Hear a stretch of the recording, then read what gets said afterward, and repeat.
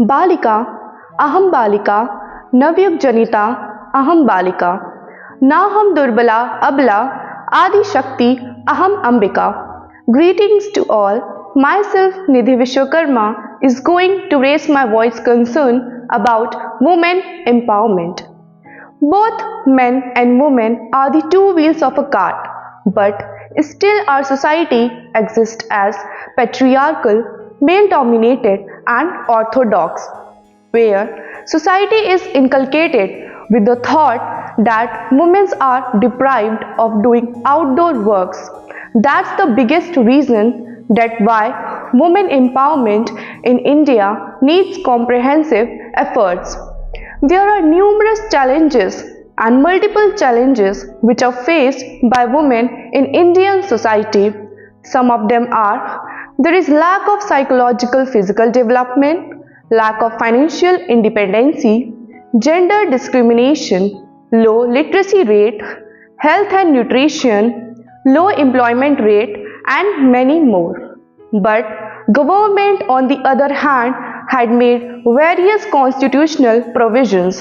For instance, Article 14, right to equality, Article 15, prohibition of discrimination, Article 16, guarantees equality of opportunity and matters of employment, Article 17, abolition of untouchability, Article 21, guarantees free and compulsory education to all, Article 23 puts ban on human trafficking, and Article 24 put ban on child labor. Article 39 Clause D provides equal pay for equal work. Article 42 deals with maternity relief. Even one-third seats are today reserved for women in panchayats and municipalities according to Article 243 Clause D and 243 Clause T. Article 330 and Article 332 provides one-third seats should be reserved for women in Rajya Sabha and Lok Sabha. There are multiple acts which have been passed by government for women. Some of them are Maternity Benefit Act 1961, Dowry Prohibition Act 1961, MTP Medical Termination Pregnancy Act 1971, and Domestic Violence Act of 2005, the Prevention of Sati Act 1987.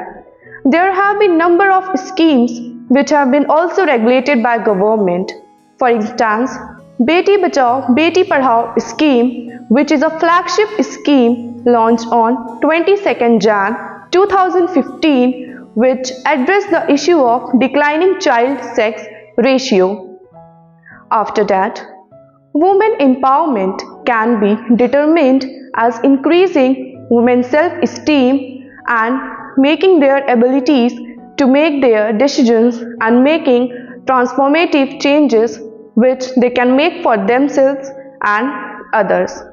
If we wish to see the nation that develops economically on a global front, then it is very important to have women empowerment in a country like India. Women National Policy 2016 have been launched, in which government have talked about to address the issue on the basis of socio-economical, political, and also provide them equal opportunities for them. Thank you.